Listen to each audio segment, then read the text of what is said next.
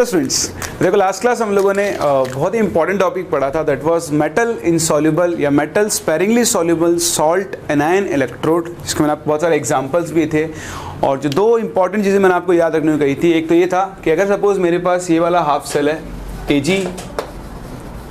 AgCl Cl minus, तो metal sparingly soluble salt anion electrode. एक तो मैंने आपको इसके SRP की वैल्यू सिखाई थी, ठीक है। इसके SRP की वैल्यू क्या थी, मैंने आपसे कहा था कैसे लिखते हैं SRP, E0 Cl minus AgCl Ag। देखो इसका SRP हो गया। इसके लिए किसके इक्वल आ रही थी, E0 Ag plus Ag plus RT upon F, या मैंने वैल्यू दिखाई थी आपको 0.0591 अपॉन 1 लॉग KSP के ये इक्वल आ रहा था। तो एक तो आपको डायरेक्ट एज इट इज़ ये याद रखना है, न्यूमेरिकल्स में थ्योरेटिकल क्वेश्चंस में डायरेक्टली काम में आ जाएगा। और दूसरी चीज़ मैंने आपको सिखाई थी कि जब भी आपको किसी सेल के अंदर ये वाला कॉम्बिनेशन मिलता है, आप उसको मेटल मेटल आयन इलेक्ट्रोड से क्या कर सकते हो, रिप्लेस कर सकते हो। और एक क्वेश्चन मैंने आपको सॉल्व करके भी दिखाया था। लेकिन अगर ये इतना ही आसान होता तो फिर आपको मेरी ज़रूरत नहीं पड़ती। इसलिए आओ, इसके बहुत सारी वैरायटी ऑफ क्वेश्चंस मैं आपको करवाता हूँ। जितना आप प्रैक्टिस करोगे उतना आप इसको सीखते हुए चलोगे, है ना। तो एक एक करके हम देखो यहाँ पे क्वेश्चंस करना शुरू करते हैं अलग अलग टाइप्स के। ये तो जो चीज़ थी वो हम लोगों ने लास्ट क्लास सीखी थी। चलो सबसे पहले शुरू करते हैं एक थ्योरेटिकल और बेसिक से क्वेश्चन से। It's a multiple choice question.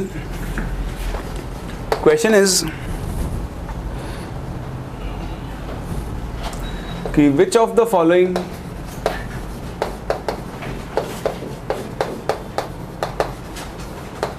is are correct for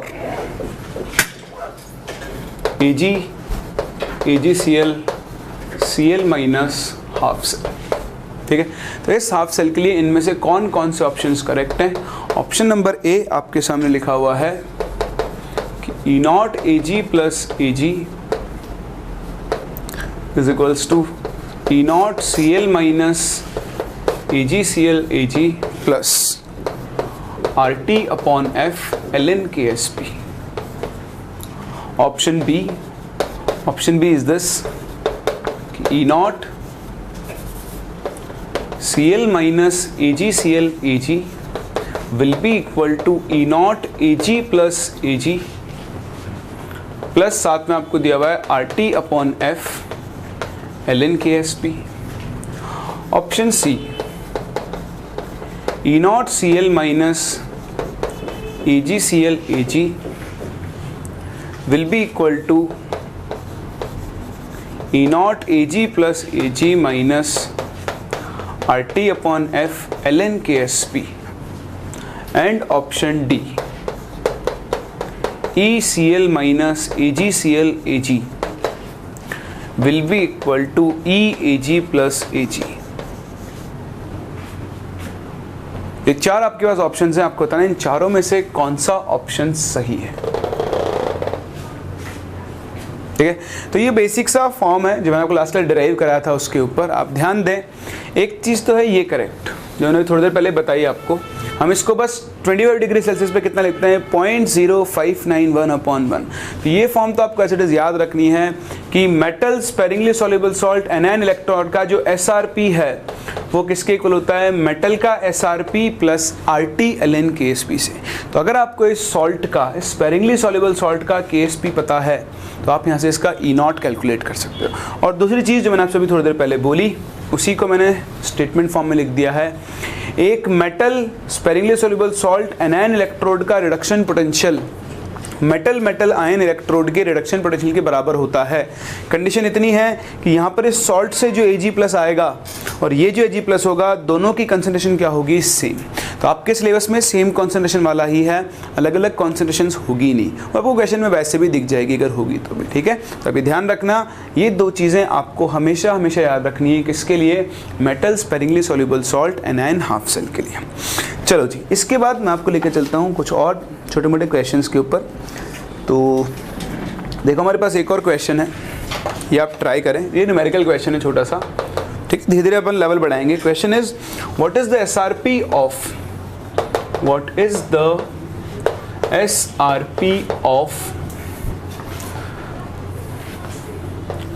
S2 minus Cu half cell. ठीक है, कुछ चीज़ें आपको दी हुई है given. KSP of cupric sulphide आपको दिया हुआ है, कुछ आप मान लो 10⁻⁻30, और साथ में आपको दिया हुआ है E0 Cu2 plus changes to Cu is equals to 0.34 volt. और आपको इसका क्या करना है, SRP कैलकुलेट करना है। ट्राई करें और आंसर दें। चलो, हो गया, होने में कुछ भी नहीं है। वो जो फॉर्मूला मैंने सिखाया यही फॉर्मूला एग्जैक्ट यूज़ करना है। बस यहाँ पर मेटल, उसका स्पेरिंगली सॉल्युबल सॉल्ट और एनायन बदल चुका है, उससे कोई फर्क नहीं पड़ेगा। अगर आपको इसका SRP निकालना है तो आप क्या लिखोगे, देखो लिखना सिखाया था, पहले लिखोगे anion S2 minus CuS Cu, plus 2 से 0 आ रहा है, देखो रिडक्शन हो रहा है। अगर ऑक्सीडेशन पोटेंशियल होता तो मैं CuS S2 माइनस इसको लिखता। This should be equal to E0 क्या बनेगा, मेटल, तो Cu2 plus changes to Cu plus 0.0591 upon N। अब आप देखो कॉपर प्लस 2 से किस में आएगा, 0 में तो 2 का चेंज है ना, तो 2, और साथ में क्या बनेगा आपके पास log KSP। रखो KSP की वैल्यू कितनी है, 10⁻⁻30। इसकी वैल्यू रखो कितनी है, 0.34। तो 0.34 -30 को आगे लाओ तो -30 इंटू, इसको वही 0.06 लिख लूँ मैं, तो अप्रोक्सीमेशन है ना, तो 0.06/2। तो आप देखो 30 इंटू 0.3, 30 इंटू 0.03 हो जाएगा 0.9, और 0.34 में से 0.9 गया तो कितना बचेगा, 0.56, और वो भी माइनस साइन के साथ। तो ये इस इलेक्ट्रोड की SRP वैल्यू हो जाएगी। कर सकते हो। तो पहले तो आपको ये इक्वेशन किसी भी गिवन इलेक्ट्रोड के लिए लिखना आना चाहिए, जब उसमें कोई भी मेटल हो सकती है, उसका कोई भी स्पेरिंगली सॉल्युबल सॉल्ट हो सकता है, और उसका करस्पॉन्डिंग एनायन हो सकता है। तो सबसे पहले आपको ये इक्वेशन लिखना आना चाहिए। पहले टाइप के डायरेक्ट क्वेश्चन इससे पूछे जाते हैं।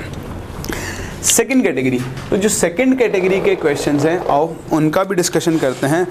मैं आपको और क्वेश्चंस कराता हूँ इस पर, कुछ अच्छे उस पर चलते हैं हम। चलो ये वाला क्वेश्चन करते हैं। आपको एक सेल दिया हुआ है, सेल इज दिस, कि the cell is PT H2 gas, pressure दिया हुआ है 0.1 बार, साथ में दिया हुआ है यहाँ पर H+ एक्वस, और इसकी pH दी हुई है X। ठीक है,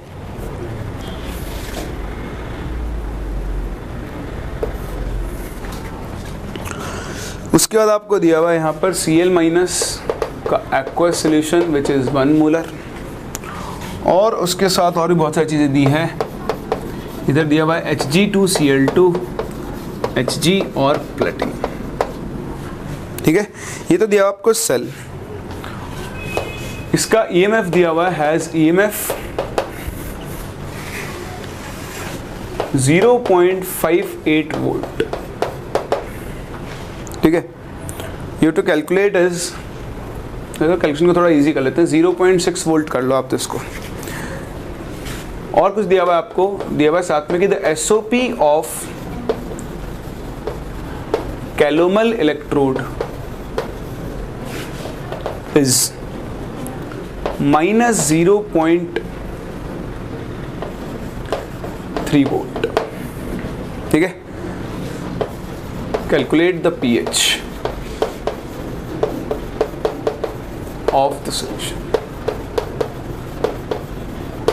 ठीक है, तो आपको इस सॉल्यूशन की क्या कैलकुलेट करनी है, pH कैलकुलेट करनी है।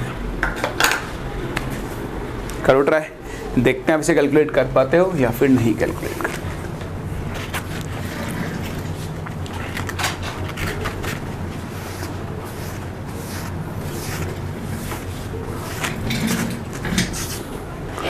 हो गया आंसर तो मुझे नहीं पता, डिस्कस करते हैं। आओ देखो, पहली चीज़ तो आप देखो ध्यान से सेल को, तो मुझे इसके लिए जगह भी चाहिए होगी, तो जगह बनाते हैं। चलो यहीं से शुरू करते हैं पहले क्वेश्चन को, हम आगे चल लेंगे। आप देखो आपको सेल दिया हुआ है Pt H2 गैस, इसका प्रेशर दिया हुआ है 0.1 बार, H प्लस एक्वस, इसकी pH x दी हुई है जो आपको पता करनी है, साथ में दिया हुआ है इधर आ गया Cl minus aqueous which is 1 molar, ये दिया हुआ है Hg2Cl2 और साथ में दिया हुआ है Hg प्लेटिनम सॉलिड।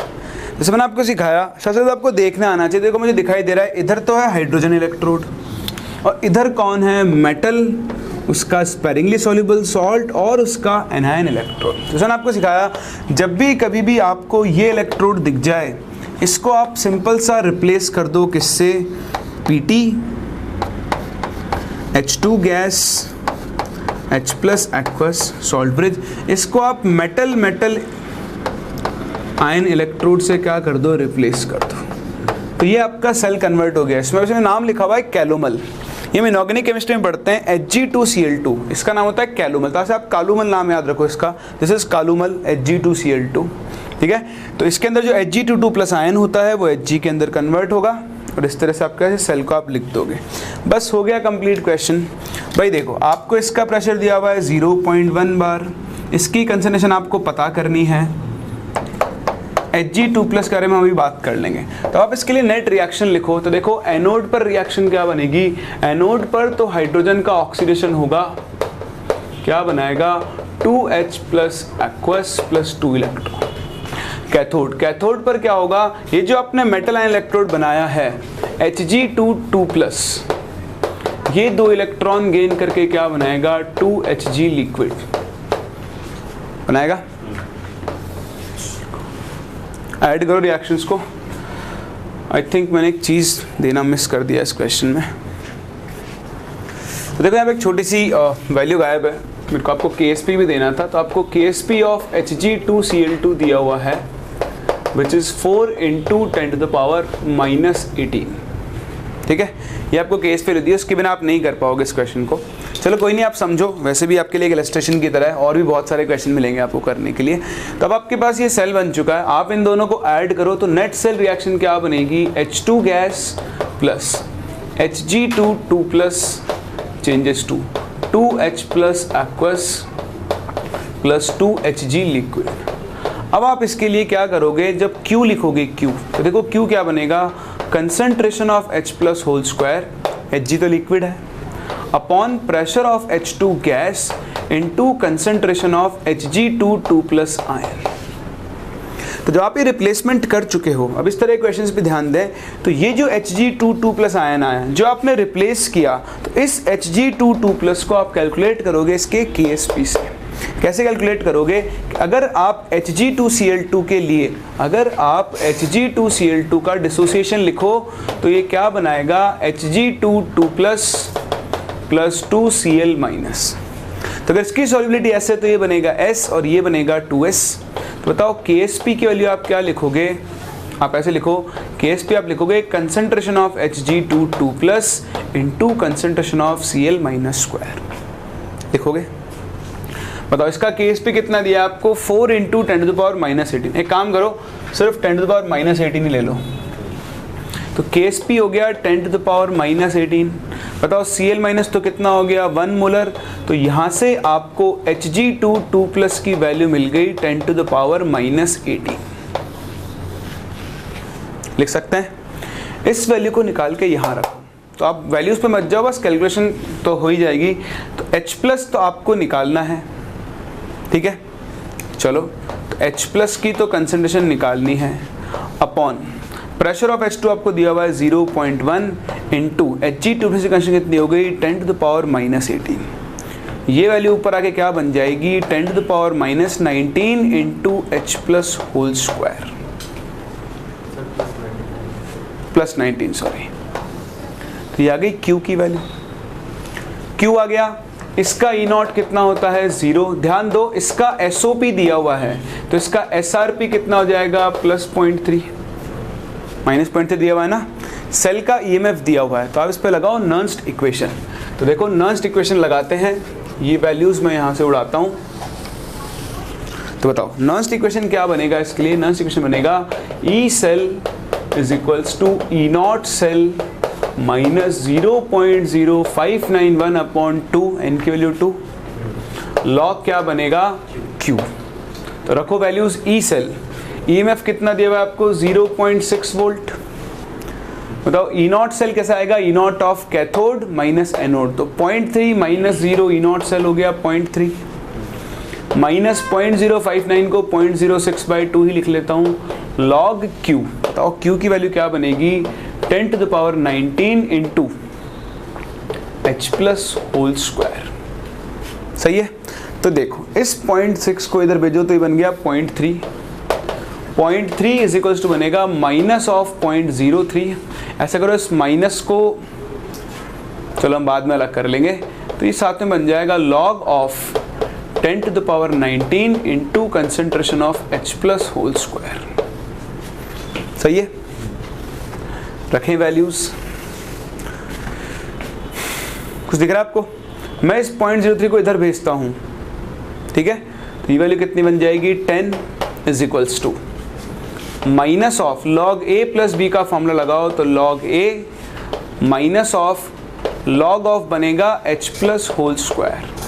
तो ऐसा करो मैं इसको प्लस लिख के माइनस लगा रहा हूं, लॉग की प्रॉपर्टी इसको आगे ले लो, तो बताओ minus of log H plus क्या बन जाएगा? PH, और ये बनेगा 19, तो 10 is equals to minus 19 plus 2 into क्या बनेगा? PH बनेगा।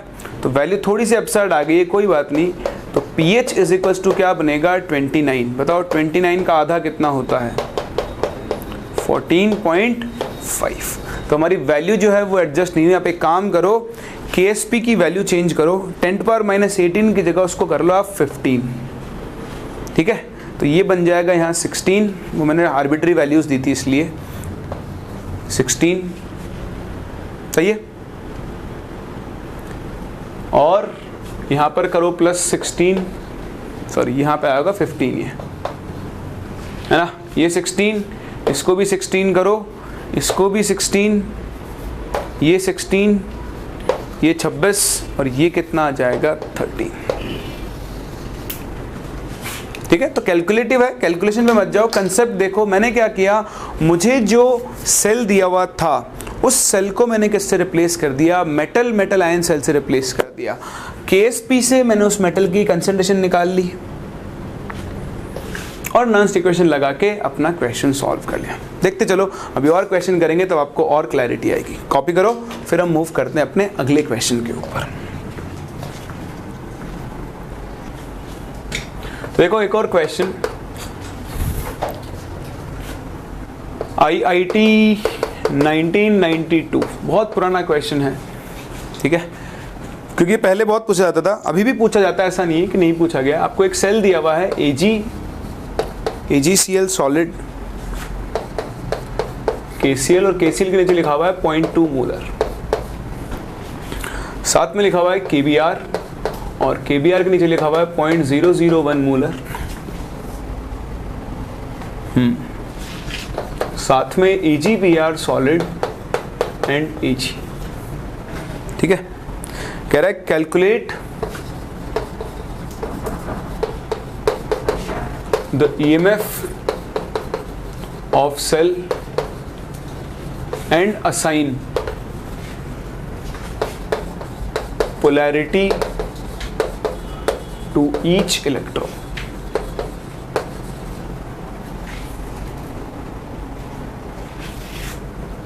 At 25 degree Celsius. KSP दिया हुआ है आपको AgCl का 2.8 इंटू 10 to the power -10, और KSP साथ में आपको दिया हुआ है AgBr का, और वो कितना दिया हुआ है? 3.3 इंटू 10 to the power -13। हाँ जी, ट्राई करें, करें डिस्कस। चलो इसका आंसर है, इसके हिसाब से -0.037 वोल्ट, ये जो सेल लिखा हुआ है। देखो कुछ नहीं करना, बहुत आसान क्वेश्चन है, जो मैंने आपको ट्रिक सिखाई, अगर आप उस पर ध्यान दो। क्या करना है आपको, इसको रिप्लेस कर दो मेटल मेटल आयन से, Ag changes to Ag plus aqua. और इसको भी रिप्लेस, देखो सेम है, मेटल इनसॉल्युबल सॉल्ट आयन, तो इसको भी रिप्लेस कर दो Ag plus aqueous changes to Ag से। तो बेसिकली क्या बन चुका है, एक कंसंट्रेशन सेल बन चुका है। यहाँ पर Ag प्लस की कंसंट्रेशन अलग अलग होगी। देखो यहाँ पर Ag प्लस की कंसंट्रेशन निकाल लो, कैसे निकालोगे, KSP अपॉन Cl माइनस की कंसंट्रेशन से। तो ये रहा KSP, ये रहा Cl माइनस। देखो यहाँ Ag प्लस कितना आ जाएगा, 2.8 divided by 0.2, that is 14 into 10 to the power minus 10 molar. समझ में आ रहा है? सेम ऐसे ही यहाँ देखो आप, इसका Ag प्लस कितना बन जाएगा, KSP अपॉन Br माइनस। तो इसका KSP कितना है, 3.3 in 10 to the power minus 3 divided by 10 to the power minus 3।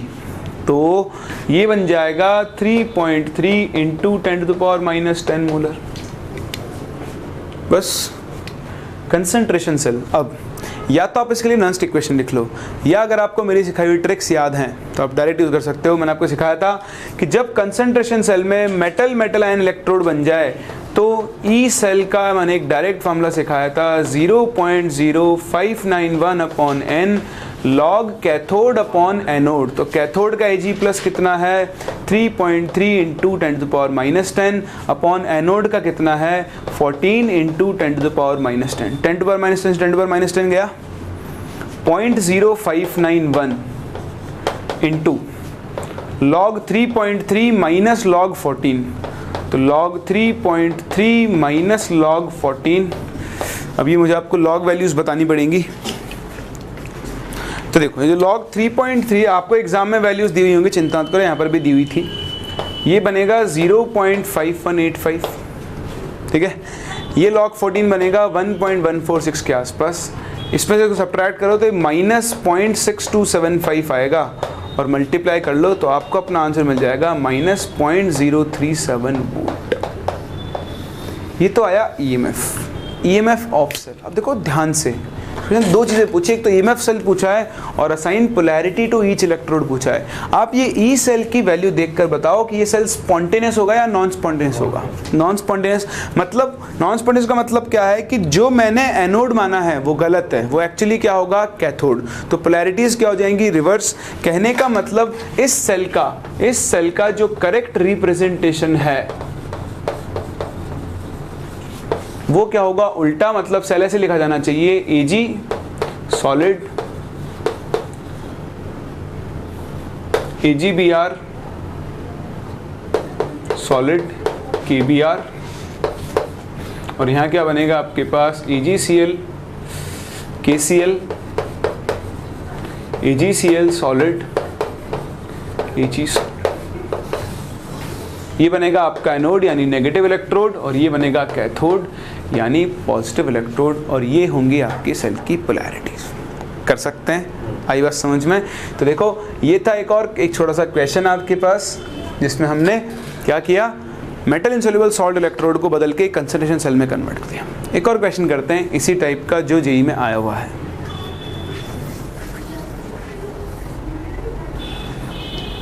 फिर देखो एक और छोटा सा क्वेश्चन, छोटा सा क्या, सेम सी पैटर्न के ऊपर है।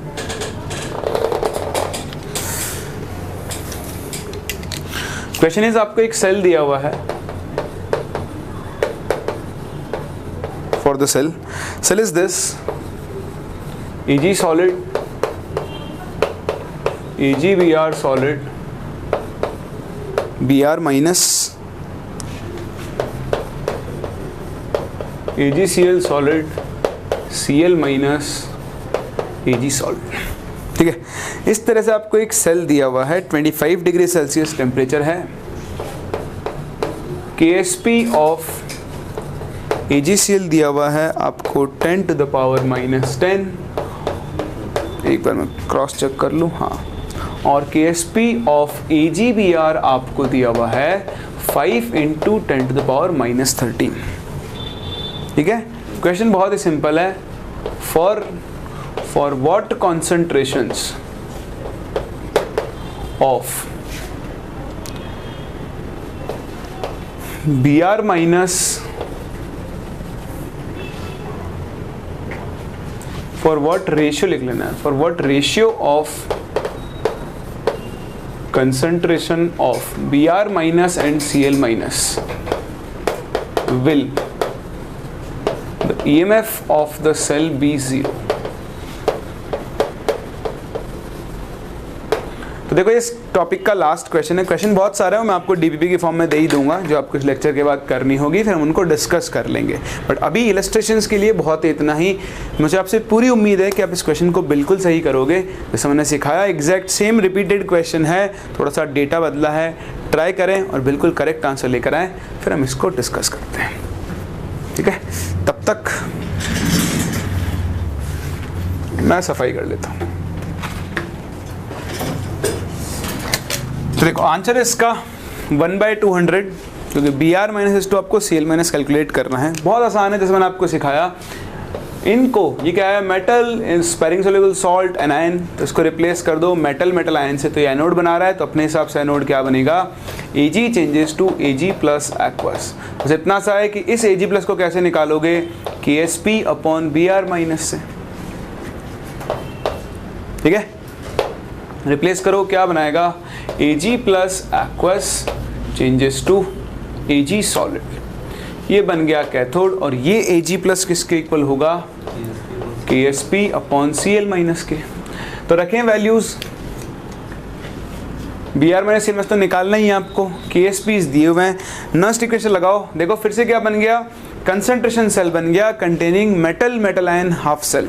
तो इसके लिए EMF का डायरेक्ट फॉर्मूला क्या बनेगा, 0.0591 upon n log cathode upon anode. तो देखो कैथोड कौन बना रहा है, ये तो कैथोड वाला तो क्या हो गया, Ksp upon Cl minus, anode क्या हो गया, Ksp अपॉन Br माइनस। अब जरा ध्यान दें, उसने बोला E सेल होना चाहिए 0 0, तो ये भी सब 0। लॉग के इधर भेजोगे 10 टू द पावर 0 कितना हो गया, 1। मतलब ये जो वैल्यू है, ये वैल्यू 1 के इक्वल आनी चाहिए। तो इसको थोड़ा अरेंज कर लो। Cl माइनस है ना, तो ये Ksp ऑफ AgClP मार्क कर रहा हूँ, डिवाइडेड बाई ये क्या बन जाएगा, Ksp of AgBr into concentration of Br minus upon concentration of Cl। Cl कितना आना चाहिए, 1। आपको किसका रेशियो निकालना है, Br माइनस Cl माइनस का। तो Br minus upon Cl minus, इनको इधर भेज दो तो बन जाएगा Ksp of AgBr which is 5 into 10 to the power minus 13 upon Ksp of AgCl 10 to the power minus 10। बताओ आंसर कितना आ जाएगा, 1/200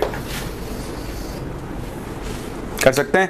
और इस तरह से हम इस क्वेश्चन को बड़ी आसानी से सॉल्व कर सकते हैं। तो बहुत सिंपल सी ट्रिक है, जब भी कभी भी आपको metal sparing soluble salt anion electrode दिया हो, उसको मेटल मेटल आयन से रिप्लेस कर दो और उसके बाद अपने क्वेश्चन को बहुत ही आसानी से सॉल्व कर सकते हो।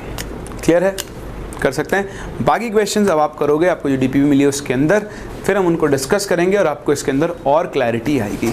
अब हम चलते हैं आगे, और अब टाइम आ गया मुझे आपको एक और नया कंसेप्ट सिखाने का। ये भी बहुत ही काम की चीज़ है और बहुत जगह ये यूज़ आती है। अब इसे कॉपी करें, फिर हम बढ़ते हैं अपने अगले टॉपिक की तरफ। फिर देखो अगला जो आप टॉपिक सीखने जा रहे हो, ये भी बहुत काम की चीज़ है। इस पर स्पेसिफिक वैरायटी ऑफ क्वेश्चन बनते हैं और यूज़ भी आते हैं। हेडिंग डालें आप, when two or more half cell reactions are combined to form a new half cell reaction. तो हम क्या कर रहे हैं, दो या दो से ज़्यादा हाफ सेल रिएक्शंस को कंबाइन करके एक नई हाफ सेल रिएक्शन बना रहे हैं। तो मैं इसके लिए देखो एक डायरेक्ट एग्जांपल लेता हूं आपके सामने। देखो सपोज मुझे एक ये दिया हुआ है Fe3+ का reduction, Fe3+ aqueous plus 2 electron gain करके बनाता है Fe प्लस एक्वस। मान लो इसका रिडक्शन पोटेंशियल है कुछ E1 सेम इसी तरह Fe2+ एक्वस 2 इलेक्ट्रॉन गेन करके बनाता है मान लो Fe सॉलिड। ठीक है, जैसे करते हैं Fe+ कर देते हैं इसको, 3 इलेक्ट्रॉन करके Fe सॉलिड कर देते हैं इसको, और Fe+ एक्वस इसका इलेक्ट्रोड पोटेंशियल है कुछ E2।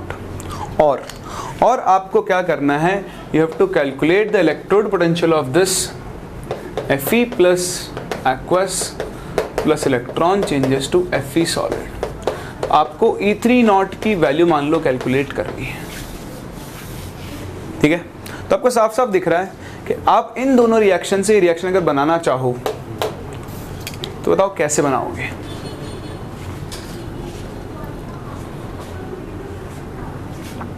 क्या करना पड़ेगा, कुछ मिस्टेक तो नहीं दिख रही आपको?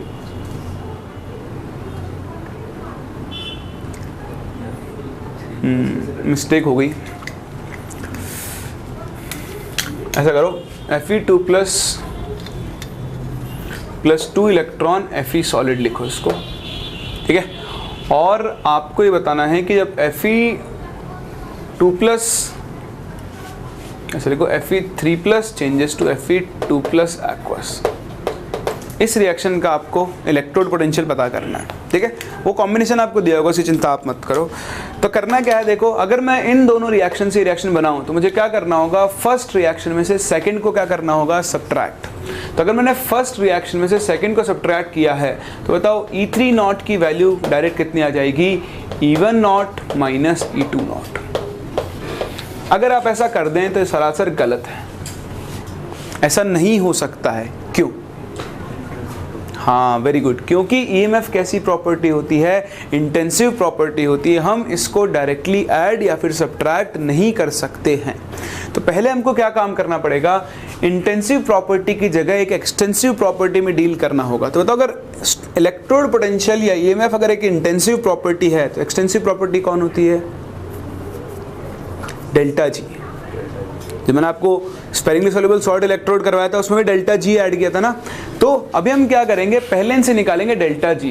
तो देखो आप इस रिएक्शन का डेल्टा G1 नॉट निकालो, माइनस n, बताओ कितने इलेक्ट्रॉन का चेंज हो रहा है, 3 इंटू F इंटू इसका E नॉट हो गया E1 नॉट के बराबर। सेम इस तरह आप सेकेंड रिएक्शन के लिए डेल्टा G2 नॉट लिखो, बताओ क्या बनेगा, minus n into F into E2 not, n है इसके लिए 2 सॉरी है। और अब थर्ड रिएक्शन के लिए आप लिखो डेल्टा G3 नॉट। तो बताओ इसका डेल्टा G3 नॉट कितना बनेगा, minus 2 into F into E3 not. वो मैं चेक कर रहा था, आप ध्यान दे रहे हो नहीं दे रहे हो। तो कितना आएगा यहाँ पर, 1। अब आप देखो इन दोनों रिएक्शन को ऐड करने पर ये बन रही है ना, नहीं, सब्ट्रैक्ट करने पर, दिस माइनस दिस। तो थर्ड रिएक्शन कैसी आई, थर्ड रिएक्शन आई फर्स्ट में से सेकंड को माइनस करने पर। तो जो ऑपरेशन आपने रिएक्शंस पे लगाया सेम वही ऑपरेशन किस पे लगेगा, डेल्टा जी की वैल्यूज पर। यानी डेल्टा G3 नॉट की value delta G1 not minus delta G2 not की इक्वल होगा। तो बताओ डेल्टा G3 नॉट कितना, minus 1 into F into E3 not is equals to delta G1 not कितना, minus 3 into F into E1 not, minus minus क्या हो जाएगा, plus 2 into F into E2 not. देखो F कैंसिल, माइनस को इधर भेज दो, तो E3 नॉट की वैल्यू कितनी आ गई, 3 E1 not minus 2 E2 not. तो इस तरह से आपको अगर कभी भी कोई 2 हाफ सेल रिएक्शंस दी हुई हैं और उनसे आप एक थर्ड हाफ सेल रिएक्शन बना रहे हो, तो आप इस तरह से उनके रिडक्शन पोटेंशियल्स को क्या कर सकते हो, या फिर ऑक्सीडेशन पोटेंशियल्स को कनेक्ट कर सकते हो, रिलेट कर सकते हो। ध्यान रखना, कभी भी डायरेक्टली पोटेंशियल्स को ऐड मत करना। स्टैंडर्ड पोटेंशियल्स, रिडक्शन पोटेंशियल्स और EMF कौन सी प्रॉपर्टी है, इंटेंसिव, वो इन सब चीज़ों के ऊपर डिपेंड नहीं करते हैं। बोलोगे डाउट समझ में आ गया? चलो आप इसे कॉपी कर लो एक बार ठीक से, फिर उसके बाद मुझे एक डाउट है जो आप लोगों से पूछना है। हो गया? अब देखो मेरा जो डाउट है, मेरा डाउट क्या है, देखो आपसे मैं क्या करता हूँ, हमने रिएक्शन देख लिए हमने डेल्टा जी के। अब अभी से पहले तो हम लोग ये तो कर रहे थे, देखो आप एक रिएक्शन लिखते थे Cu2 plus aqueous plus 2 electron changes to Cu, है ना। इसका E नॉट होता है कुछ मान लो E1 नॉट, और Zn solid changes to Zn2 plus aqueous plus 2 electron, ये होता है E2 नॉट। मैं इन दोनों को ऐड करके एक रिएक्शन बनाता था, that is Cu2 plus aqueous plus Zn solid gives Zn2 plus aqueous plus Cu solid. और यहाँ पर मैं इसका ई नॉट लिखा क्या करता था, E not of cathode minus E not of anode. तो यार यहाँ तो मैं ईएमएफ्स को ऐड और सब्ट्रैक्ट कर रहा था, फिर यहाँ क्यों नहीं कर रहा हूँ? हाँ, ये हाफ सेल रिएक्शंस हैं, जबकि ये देखो ये कैसी रिएक्शन है, कंप्लीट सेल रिएक्शन है। ये क्या है? कंप्लीट सेल यानी नेट सेल रिएक्शन है। ये सिर्फ हाफ सेल रिएक्शन नहीं है। ये जो आप कंसेप्ट लगा रहे हो, जब आप दो या दो से ज़्यादा हाफ सेल रिएक्शंस को ऐड करोगे और एक नई नेट सेल रिएक्शन बनाओगे, तब आप डेल्टा जी में डील करोगे। यहाँ आप दो हाफ सेल रिएक्शंस को ऐड करके एक नेट सेल रिएक्शन बना रहे हो। तो इस रिएक्शन में और उस रिएक्शन में डिफरेंस है। और अब आप ये सोच रहे होंगे कि यार मुझे कैसा पता लगेगा कि ये एक हाफ सेल रिएक्शन है या फुल सेल? तो बहुत आसान है, फुल सेल रिएक्शन में, नेट सेल रिएक्शंस में कभी भी इलेक्ट्रॉन्स नहीं होंगे। हाफ सेल रिएक्शंस में हमेशा क्या मिलेंगे? आपको इलेक्ट्रॉन्स मिलेंगे।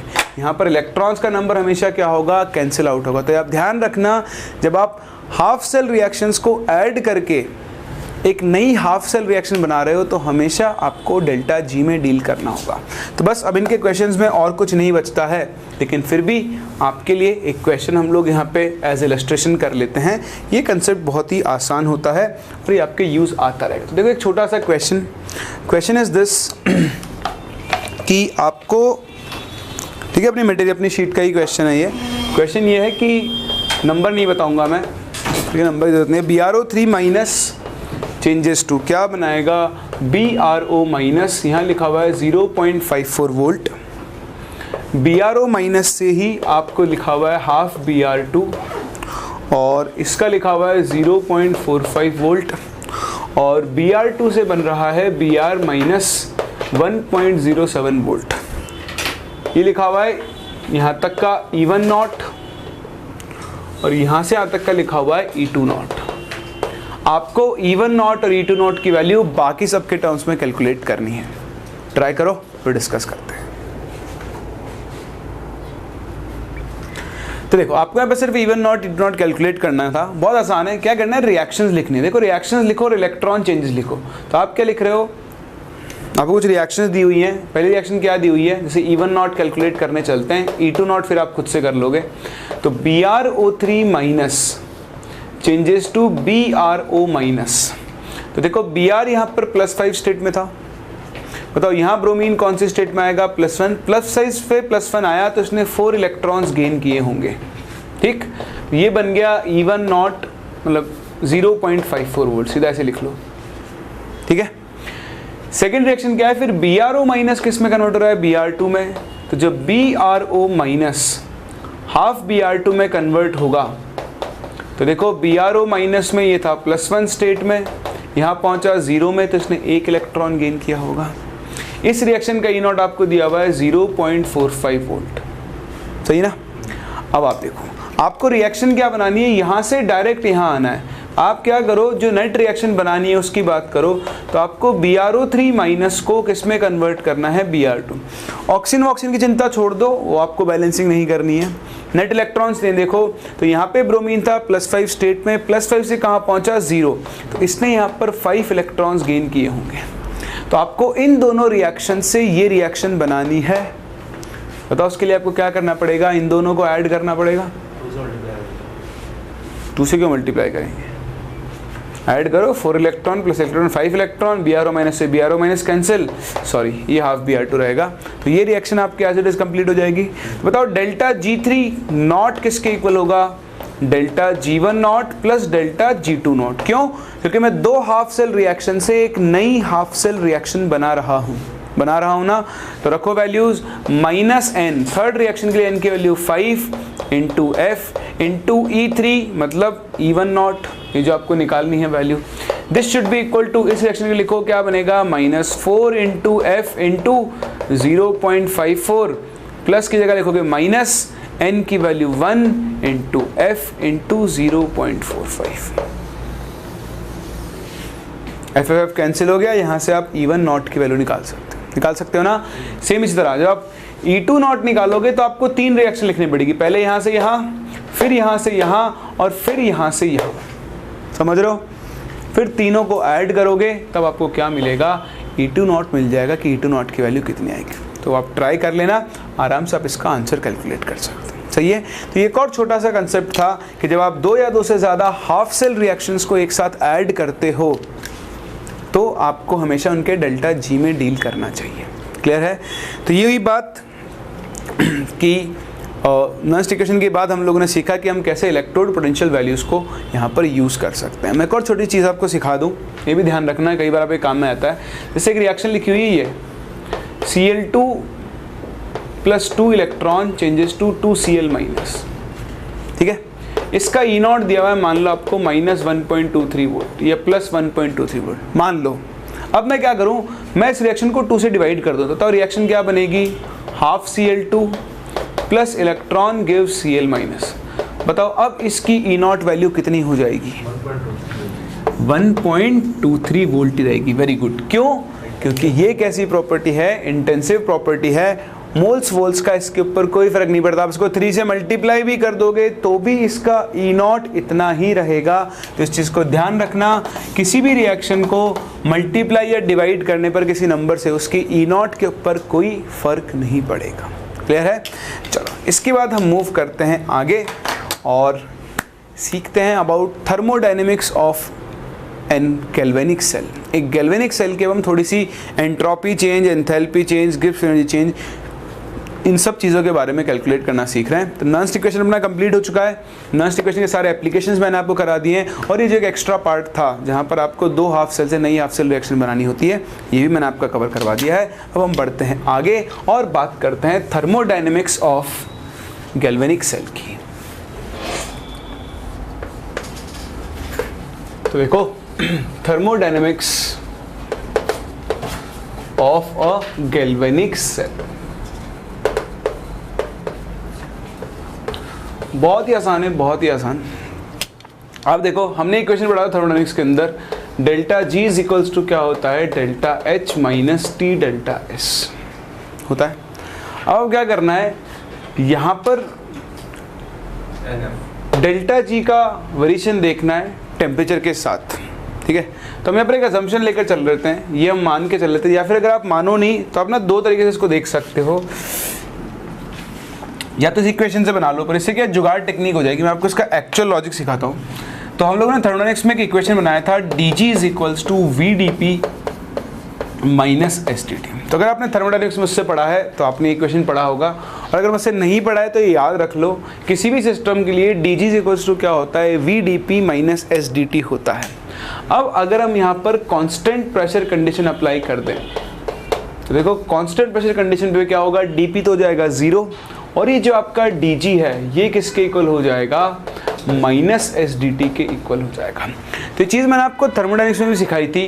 देखो अगर ये रिएक्शन है एक A goes to B, तो किसी भी रिएक्शन के लिए G का कोई मतलब नहीं होता, उसके लिए गिब्स फ्री एनर्जी नहीं होती है, उसके लिए होती है delta G, Gibbs free energy of reaction, जिसको हम कैलकुलेट करते हैं Gibbs free energy of formation of products minus Gibbs free energy of formation of reactant से। ठीक है।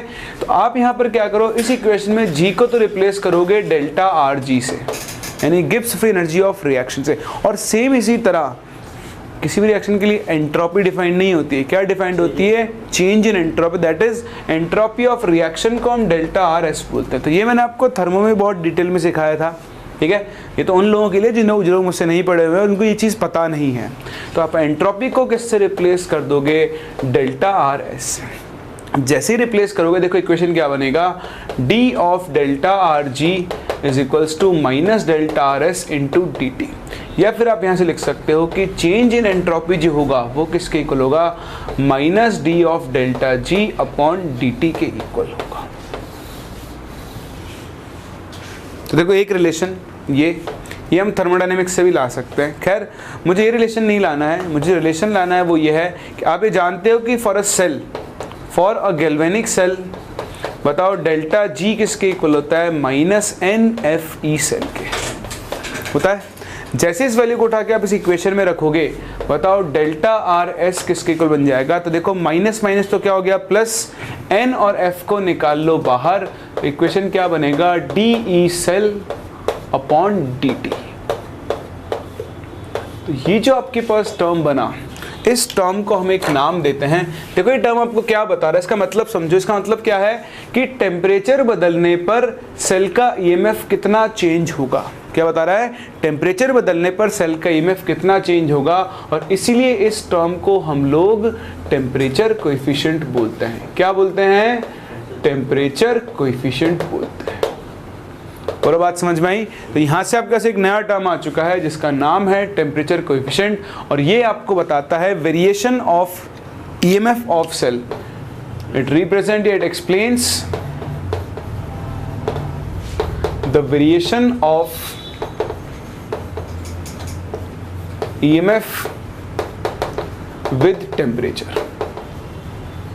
ठीक है, कितना टेम्परेचर चेंज करने पर ईएमएफ कितना चेंज होगा। और अगर आपको किसी सेल का टेम्परेचर कोएफिशिएंट पता है तो आप डायरेक्टली उसकी क्या निकाल सकते हो? रिएक्शन की एंट्रोपी कैलकुलेट कर सकते हैं। नहीं, इसको चेंज इन एंट्रोपी नहीं बोलते, हम इसको रिएक्शन की एंट्रोपी बोलते हैं। ऑल्दो ये है चेंज इन एंट्रोपी ही, पर रिएक्शन के लिए चाहे आप चेंज इन एंट्रोपी बोलो या एंट्रोपी ऑफ रिएक्शन बोलो, दोनों का मतलब क्या होता है? सेम होता है। ठीक है, चलो आगे बढ़ते हैं। अब इससे क्या पता लगता है? देखो, ये जो आपका टेम्परेचर कोएफिशिएंट है DE सेल अपॉन DT, इसकी वैल्यू पॉजिटिव भी हो सकती है और इसकी वैल्यू क्या हो सकती है? नेगेटिव भी हो सकती है। और हाँ, जो आप सोच रहे हो इसकी वैल्यू 0 भी हो सकती है। ठीक है, तो देखो पहले पॉजिटिव नेगेटिव का मतलब समझते हैं। देखो पॉजिटिव का मतलब क्या होगा? पॉजिटिव, मान लो आपने टेम्परेचर बढ़ाया, बताओ टेम्परेचर बढ़ाया तो DT की वैल्यू क्या होगी? पॉजिटिव। अब टेम्परेचर बढ़ाने पर ये तो पॉजिटिव, बताओ ये पॉजिटिव कब जाएगा? जब ई सेल भी क्या होगा? पॉजिटिव। इसका मतलब अगर किसी सेल का टेम्परेचर कोएफिशिएंट पॉजिटिव है तो टेम्परेचर बढ़ाने पर उसका ईएमएफ भी बढ़ रहा होगा, तभी ये वैल्यू पॉजिटिव आएगी। या फिर उल्टा, अगर आपने टेम्परेचर कम किया तो DT नेगेटिव होगा, तो इसके पॉजिटिव होने के लिए DE को भी क्या होना होगा? नेगेटिव, मतलब वो भी क्या होगा? डिक्रीज। तो मतलब टेम्परेचर डिक्रीज करने पर इसका ईएमएफ भी क्या होगा? डिक्रीज। तो अगर किसी सेल का टेम्परेचर कोएफिशिएंट पॉजिटिव है तो उसका मतलब होता है कि that is on increasing temperature EMF of cell will increase। या फिर उल्टा, अगर किसी सेल का वाइस वर्सा है, अगर किसी सेल का EMF टेम्परेचर बढ़ाने पर बढ़ रहा है तो ये पक्का है कि उसका टेम्परेचर कोएफिशिएंट कैसा होगा? पॉजिटिव होगा। सेम चीज़ यहाँ, अगर किसी का टेम्परेचर कोएफिशिएंट नेगेटिव है तो उसका मतलब क्या हो गया कि on increasing temperature EMF of cell will decrease। एक सेल का EMF बढ़ भी सकता है और साथ में कम भी हो सकता है। सही है, तो अब यहाँ से पूरी थर्मोडायनामिक्स समझ में आ गई है। देखो, अगर किसी सेल में होने वाली रिएक्शन के लिए आपको डेल्टा G निकालना है तो डेल्टा G का फॉर्मूला क्या होता है? -NFE cell. अगर आपको डेल्टा S निकालना है तो डेल्टा S का फॉर्मूला आपने पढ़ लिया NF into DE cell upon DT। और डेल्टा G और डेल्टा S आ गया तो बताओ डेल्टा G इक्वल टू क्या होता है? Delta H minus T delta S। यहाँ से आप उस सेल के लिए क्या निकाल सकते हो? एंथैल्पी चेंज कैलकुलेट कर सकते हो। तो इस तरह से थर्मोडायनेमिक्स को इलेक्ट्रोकेमिस्ट्री के अंदर घुसाया जा सकता है। तो आप ये देखो, इलेक्ट्रोकेमिस्ट्री इतना इंपॉर्टेंट क्यों बन जाता है? क्योंकि इसमें केमिकल इक्विलिब्रियम भी कूद गया है, इसमें आयनिक इक्विलिब्रियम भी कूद गया है, इसमें थर्मोडायनेमिक्स भी कूद गया है, और इलेक्ट्रोकेमिस्ट्री खुद तो है जो है ही। इसीलिए जेईई के one of the favourite topics में से है। एडवांस में क्वेश्चन बनाने के लिए इसको यूज़ किया जाता है। आई बात समझ में? चलिए आप इसे कॉपी करें, मैं आपको इसके ऊपर कुछ क्वेश्चंस करवाता हूँ कि कैसे आपसे टेम्परेचर कोएफिशिएंट के ऊपर बेस्ड क्वेश्चंस पूछे जा सकते हैं। तो देखो, पहला और बिल्कुल बेसिक सा question,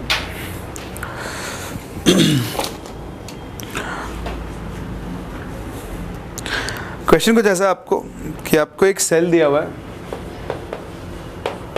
for the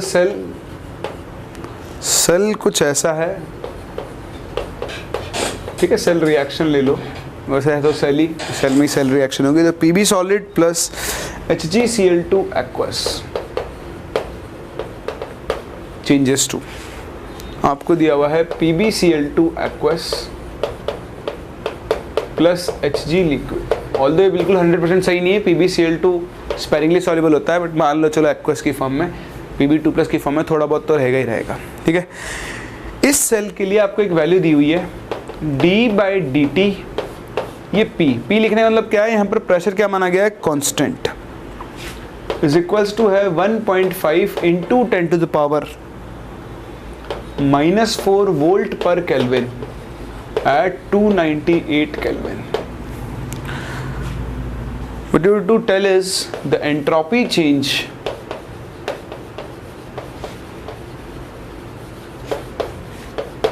for the cell reaction is. तो आपको इस सेल के लिए एंट्रोपी चेंज बताना है। ऑप्शंस है आपके पास 8627, आंसर आपको जूल पर केल्विन में देना है, जूल पर केल्विन पर मोल। ठीक है, चलो अगर यूनिट यहाँ लिख देता हूँ, तो joule per kelvin per mole. Option B है आपका 57.9 joule per kelvin per mole. Option C is 28.95 and option D is 14.475 joule per kelvin per mole. Simple सा क्वेश्चन है, डायरेक्ट वैल्यूज प्लेस करना। मैंने आपको अभी सिखाया कि अगर आपको किसी सेल के लिए एंट्रोपी चेंज निकालना है तो उसका फॉर्मूला क्या है, n इंटू एफ इंटू उस सेल का टेम्परेचर कोएफिशिएंट। तो सबसे पहले n की बात करो तो देखो दिख रहा है n, यहाँ पर Pb 0 से किस में जा रहा है, +2, Hg +2 से किस में आ रहा है, 0। इधर भी 2 का चेंज, इधर भी 2 का चेंज। मैंने आपको शॉर्ट ट्रिक सिखाई थी, दोनों के चेंज का एलसीएम ले लो, 2 और 2 का एलसीएम 2, तो n की वैल्यू 2, f की वैल्यू है 96500 इंटू ये कितना है आपके पास 1.5 इंटू 10 to the power -4। अपने आप ये वैल्यू आपको सब कुछ ऐसा यूनिट में रखो, अपने आप आपको जूल पर केल्विन पर मोल में मिल जाएगा। तो इस वैल्यू को कैलकुलेट कर लो, देखो 15 इंटू 2 1.92 हो गया 3 इंटू 965 कितना आएगा, ऐसे तो 10 to the power -4 से 2 0 हो गए 9.65 इंटू 3 5 ज़ा 15 18 1 9 9 3 27 एंड 8 28.95 है क्या कोई ऑप्शन, सी ऑप्शन। कैलकुलेशन भी आसान, क्वेश्चन भी आसान, बस आपको ये फॉर्मूला याद रहना चाहिए और उसको भी रटने की ज़रूरत नहीं है। अगर भूल जाओ तो मैं आपको छोटी सी ट्रिक सिखाता हूँ ये फॉर्मूला बनाने की, बहुत आसान है। ये कर लिया, बाई चांस आप ये फॉर्मूला भूल जाओ, बाई चांस क्या भूल ही जाओगे तो आप क्या करना, ये इक्वेशन आपको याद होगा हमेशा, delta G equal to delta H minus T delta. और ये भी याद नहीं तो फिर मैं कुछ नहीं कर सकता, ठीक, गो टू भाड़ उस केस के अंदर। अब आपको क्या करना है, इसको डिफ्रेंशिएट कर दो टेम्परेचर के रिस्पेक्ट में, तो D of delta ji upon D T, delta H को हम कांस्टेंट मान लेंगे तो ये हो जाएगा 0 माइनस, बताओ टी का डिफरेंशिएशन क्या होता है, टी रहेगा तो साथ में बच जाएगा डेल्टा एस। तो देखो जुगाड़ हो गया, यहाँ से डेल्टा एस आ गया minus D of delta G के इक्वल, और डेल्टा जी की वैल्यू होती है minus N F E cell, minus minus plus, N और एफ को बाहर निकाल लो, इक्वेशन क्या बन गया, D E cell upon D T. अब बताओ इससे ज़्यादा मैं आप क्या समझाऊँ, कर सकते हो ना। चलो तो ये था अपना एक क्वेश्चन, एक और छोटा सा क्वेश्चन कर लेते हैं इसी के ऊपर, जिसमें हम delta G, delta H, delta S सब कुछ एक साथ कैलकुलेट कर लेंगे। आओ अगला क्वेश्चन डिस्कस करते हैं।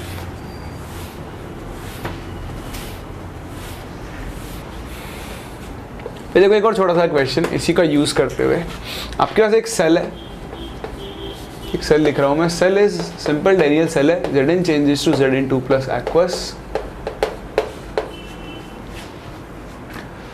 ये 1 मोलर है, and Cu2 plus aqueous changes to Cu solid, ये भी 1 मोलर है। आपको वैल्यूज दी हुई है, E0 Zn2 plus changes to Zn is 0.76 volt minus sign के साथ, माइनस 0.76 वोल्ट, और साथ में आपको E0 Cu2 plus changes to Cu भी दिया हुआ है प्लस 0.34 वोल्ट। ये कह रहा है, ये सब है 298 केल्विन पर। आगे लग रहा है कि if EMF of cell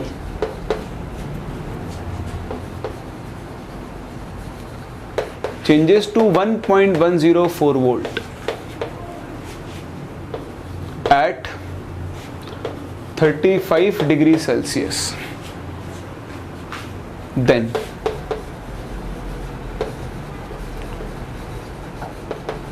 calculate delta G, delta S and delta H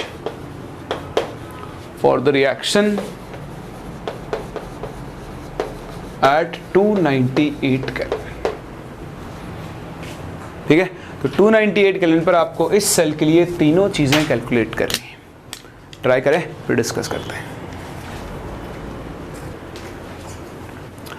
क्या हुआ, नहीं चमका? अभी चमकेगा, देखो बड़े से चमकेगा।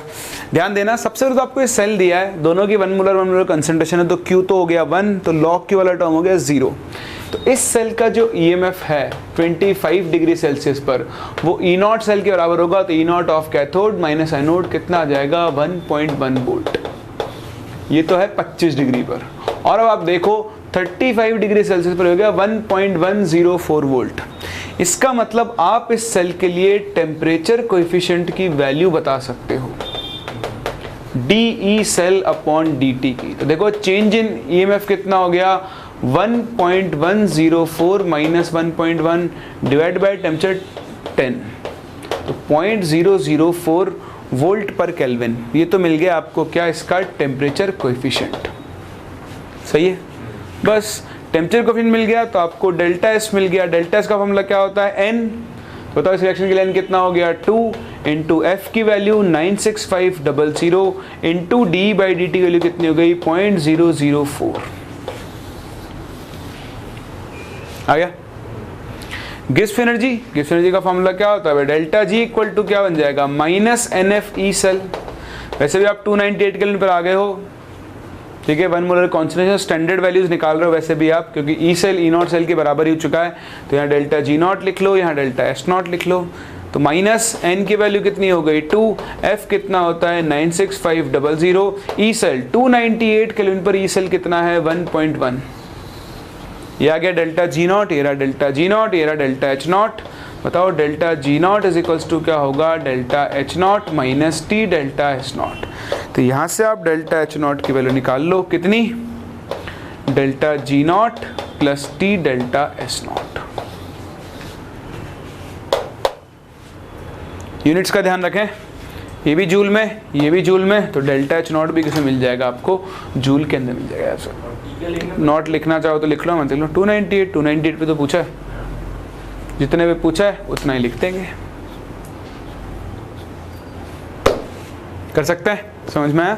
और नॉट मैंने इसलिए हटा दिया कि उसने स्टैंडर्ड बोला ही नहीं अपने से। तो वैसे तो क्या है, 1 मोलर कॉन्सेंट्रेशन है, E cell E not cell के इक्वल है, तो डेल्टा जी नॉट ही आ रहा होगा। ये डेल्टा एच नॉट होगा और ये डेल्टा एस नॉट होगा, ठीक है।